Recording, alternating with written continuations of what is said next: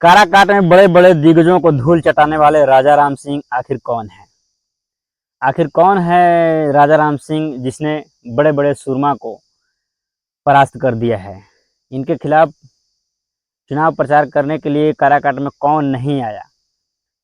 कौन नहीं आया जो इतने बड़े बड़े लीडर काराकाट में इनके खिलाफ चुनाव प्रचार करने के लिए आए? आखिर ये राजा राम सिंह कौन है जिनकी कोई नाम और चर्चा नहीं था? केवल दो लोगों में लड़ाई दिखाया जाता था सोशल मीडिया पर कि दो लोगों में महा टक्कर है, पवन सिंह और उपेंद्र कुशवाहा में। लेकिन आखिर तीसरे व्यक्ति राजा राम सिंह जिसने इन सभी दिग्गजों को धूल चटा दिया है। लोग जानना चाहते हैं कि आखिर राजा राम सिंह कौन है।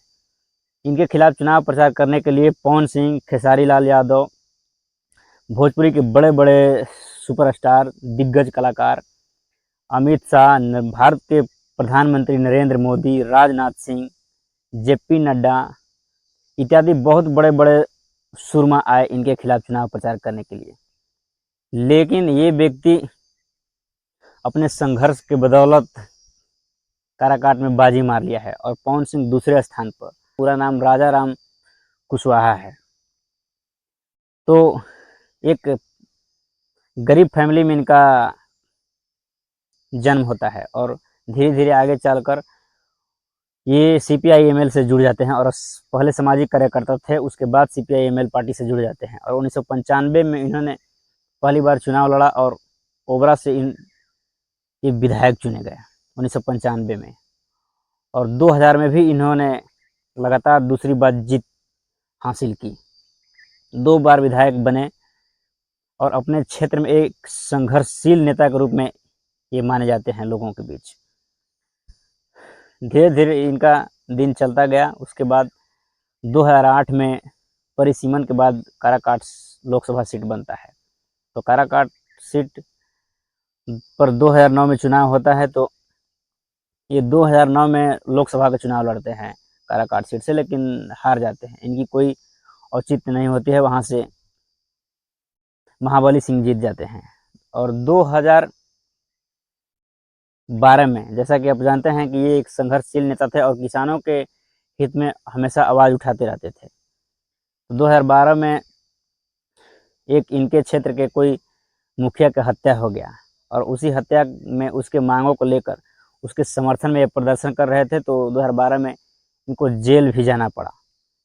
उसके बाद जेल से जब इन्होंने निकला तो 2014 में फिर लोकसभा का इलेक्शन हुआ। 2014 में भी इन्होंने काराकाट लोकसभा सीट से अपना किस्मत को आजमाया, लेकिन वहाँ से उपेंद्र कुशवाहा ने बाजी मार ली और ये तीसरे स्थान पर चले गए। उसके बाद राजा राम सिंह 2015 का विधानसभा चुनाव फिर चुनाव लड़ते हैं, लेकिन हार जाते हैं 2015 का विधानसभा चुनाव। उसके बाद लगातार संघर्ष करते गए, मेहनत करते गए।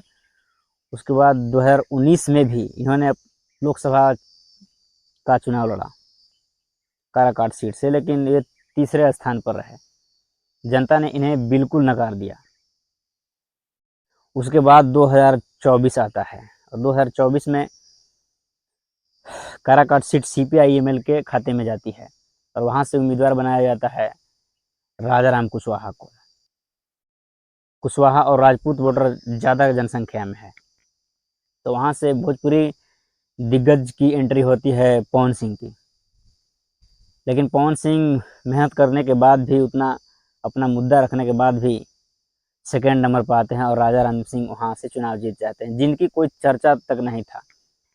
आप हमेशा मीडिया में देखते होंगे कि केवल 2 लोगों को चर्चा होता था, उपेंद्र कुशवाहा और पवन सिंह का। राजा राम का कोई नाम तक नहीं लेता था कि वो टक्कर में है।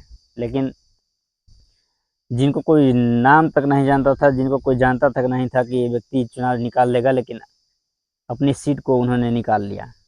राजपूत और कुछ कुशवाहा वोटर आपस में बट गए। पवन सिंह ने वहाँ से भाजपा NDA गठबंधन को नुकसान पहुँचाया है। इन दोनों के वोट आपस में बट गए और वहाँ से राजा राम सिंह चुनाव जीत गए। तो समझिए कि NDA के प्रचार में बड़े बड़े दिग्गज आए थे, बड़े बड़े सुरमा आए थे चुनाव प्रचार करने के लिए। इन दोनों लोगों को ज़्यादा चर्चाएं थी, उपेंद्र कुशवाहा और पवन सिंह की, लेकिन इसमें बाजी मार गए राजा राम सिंह। तो राजा राम सिंह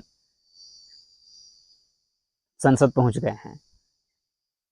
योग के कितनी संजोग योग्य बात है कि जो व्यक्ति लड़ाई में ही नहीं था, लोगों के नज़र में लड़ाई में नहीं था, वो आज सांसद बन गया है काराकाट सीट से।